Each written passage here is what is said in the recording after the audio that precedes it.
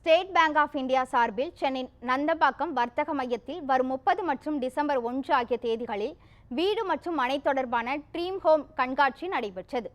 State bank of இந்தியாவும் கிரெடியா அமைப்பும் இணைந்து நடத்தும் இந்த கண்காட்சியில் 40க்கும் மேற்பட்ட கட்டுமான நிறுவனங்களும் 350க்கும் அதிகமான கட்டட அமைப்புகளும் பங்கேற்க உள்ளன.